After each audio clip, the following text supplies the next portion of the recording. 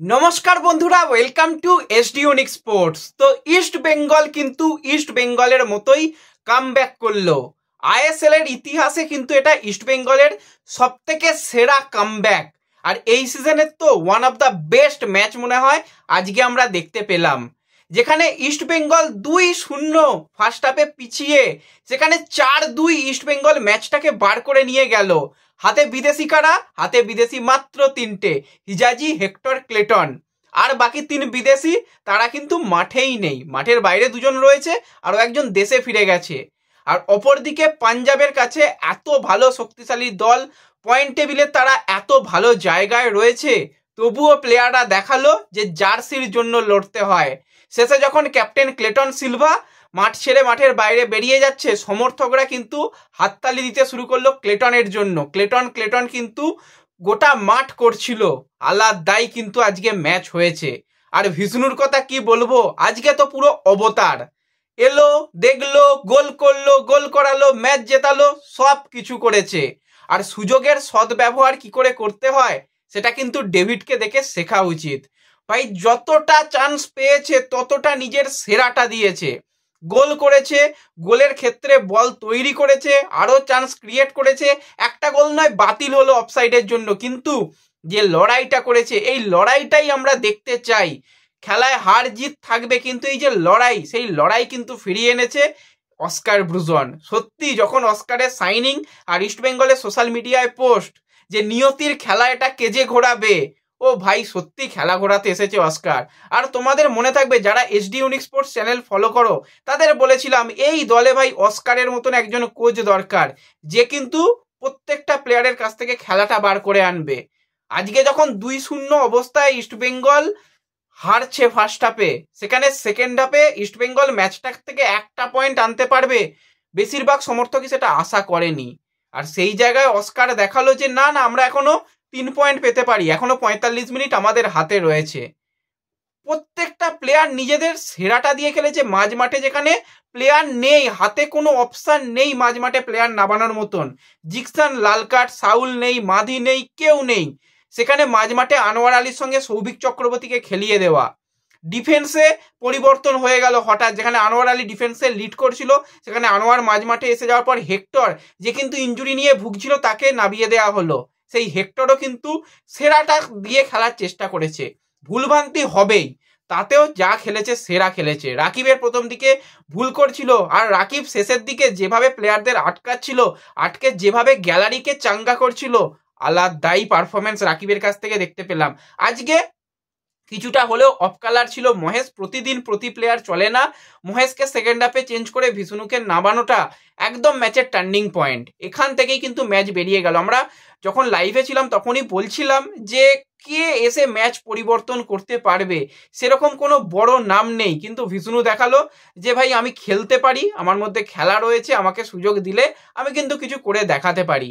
প্রথম গোল যখন ইস্টবেঙ্গল খেলো, সেই গোলটার ক্ষেত্রে আমি বলবো পুরোপুরি ডিফেন্ডারদের সেখানে ভুল ছিল। সেখান থেকে কিন্তু দারুণ ওসমার ফিনিশ করে দিয়েছে, সেখান থেকে কিন্তু ফার্স্ট গোলটা হয়। আর দ্বিতীয় গোলটা ফুলগা বিদাল, সে কিন্তু সেরা প্লেয়ার, এবং ওখান থেকে যে গোল করবে বোঝাই যাচ্ছিল। আনোয়ার যখন বিট হয়ে গেছে আর কিছু করার নেই।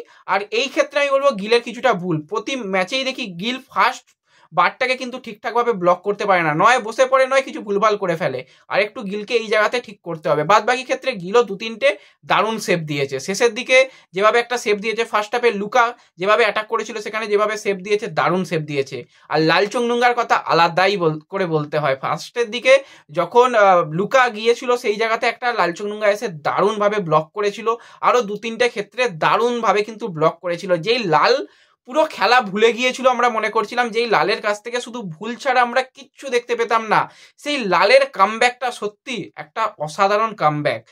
আজকে রাকিব কিছু ভুলভাল করেছে, কিন্তু রাকিবও কিন্তু ওভারঅল যদি পুরো ম্যাচ দেখো অনেক বেটার করেছে। আর সৌভিক চক্রবর্তী দলের মনে হয় সেনাপতি, একদম সেরা প্লেয়ারটা সৌভিক চক্রবর্তী।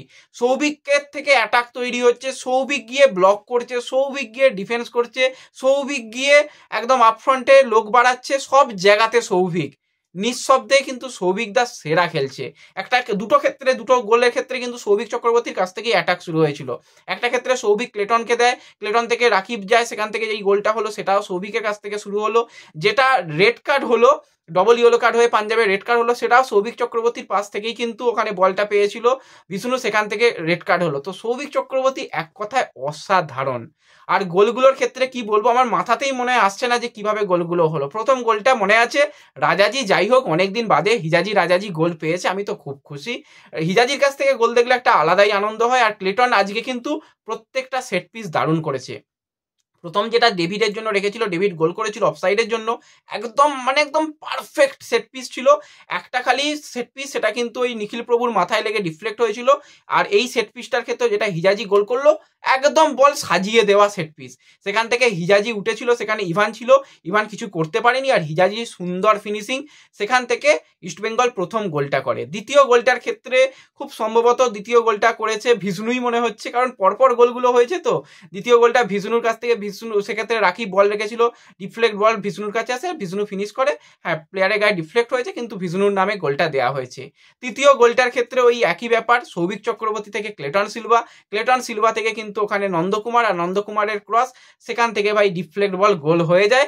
3 নম্বর গোল, ইস্টবেঙ্গল লিড নিয়ে নেয়। আর চতুর্থ গোলটা আমার দেখা সেরা গোল আজকের ম্যাচে। ডেভিড যেভাবে বডি ছুঁড়ে, বাচ্চা প্লেয়ার নিজের সেরাটা দিয়ে খেলেছে, যেরকম বল সেরকম হেড, সেরকম ফিনিশিং, সেরকমই সেলিব্রেশন, প্রত্যেকটা জিনিসে একদম ভিষ্ণু পারফেক্ট একদম ভিষ্ণু যেরকম করেছে সেরকম ডেভিড একদম সুন্দর ফিনিশিং। একজন স্ট্রাইকার, একজন অ্যাটাকিং মিডফিল্ডার, একজন উইঙ্গার, সব পজিশনে কিন্তু আজকে ডেভিড খেলে নিয়েছে। ডেভিডের প্রশংসা অবশ্যই করতে হয় এবং সুযোগের সদ্ব্যবহার কিন্তু ডেভিড দেখিয়ে দিল। এবং সর্বোপরি অস্কার, হ্যাঁ এই টিমটার একদম মেন যে মানুষ সেটা হচ্ছে অস্কার। যখন ম্যাচের শেষে বাঁশিটা বাজলো, অস্কারের হাতটা এরকম শক্ত যে হ্যাঁ আমরাও লড়াই করতে পারি, আমরাও খেলতে পারি এবং আমরাও ভালো কিছু করতে পারি। আজকে রেফারিং কিছুটা হলেও ভালো হয়েছে, আমরা প্রতিদিন খারাপ রেফারিং বলি, আজকে বলবো মোটামুটি রেফারিং ভালো হয়েছে। আরও কিছু ক্ষেত্রে ফাউল দেওয়া যেতে পারতো। একটা ক্লেটন সিলভার আর সামনে নিখিল প্রভু হাই বুট চ্যালেঞ্জ করছিল, বড়সড় ইঞ্জুরি হতে পারতো, হয়নি ভালো, বড়সড় ইঞ্জুরি হতে পারতো, ওটা ইয়েলো কার্ড দেওয়া যেতে পারতো। আর দু একটা ক্ষেত্রে এদিক ওদিক ইস্টবেঙ্গলের প্লেয়ারদেরও কার্ড দেওয়া যেতে পারতো। লালচোখ নুঙ্গা একটা ঠেলেছিল, যাই হোক সেখানে ওই ওদের পাঞ্জাবের প্লেয়ার বক্সে পড়েনি, তা নাহলে ওখানে পেনাল্টি দেওয়া যেতে পারতো। ওভারঅল কিন্তু আজকে রেফারি তুলনামূলক ভালো হয়েছে। এবং আমার আজকে সেরা লেগেছে ভাই ডেভিডের খেলা। ডেভিডকে একদম সেরা প্লেয়ার হিসাবে ম্যান অফ দ্য ম্যাচও দেওয়া হয়েছে। বিষ্ণু তো সুপার সাব, এলো দেখলো গোল করলো, গোল করালো, ম্যাচ জেতালো, সুপার সাব। কিন্তু ডেভিড প্রথম মিনিট থেকে যতক্ষণ ডেভিড খেলেছে, সেই যে ডেভিডের খেলা আজকে অসাধারণ। শেষের দিকে এসে আমানও কিন্তু গোল করে দিতে পারতো, রবি কুমারের সঙ্গে বেশ আমানের একটা টক্কর চলছিল, বারবারই কিন্তু আমান যাচ্ছিল। কিন্তু যাই হোক যা হয়েছে ভাই, এই 2-0 পিছিয়ে থেকে 2-2 কামব্যাক, 4-2 জেতা, এবং এই যে একটা মনোবল পেলো পরের ম্যাচে জিকসান ফিরছে, যদি কোনো বিদেশি সাইনিং বা কোনো যদি বিদেশি এসে যায় সেটা আসাটা চাপের ব্যাপার, তাহলে এই দল যে লড়াই দিতে পারে আর এই দল যে প্রত্যেকটা সমর্থককে এবার ডেকে ডেকে মাঠে নিয়ে যাবে সেটা দেখিয়ে দিচ্ছে অস্কার। পুরো খেলা কিরকম লেগেছে, কোন প্লেয়ারকে তোমাদের বেস্ট আজকে লেগেছে কমেন্টে জানিও। ভিডিও ভালো লাগলে লাইক শেয়ার সব করে দিও, আর চ্যানেলে প্রথমবারের জন্য এলে চ্যানেল সাবস্ক্রাইব করে নিও। তো দেখা হবে পরবর্তী ভিডিওতে, ধন্যবাদ।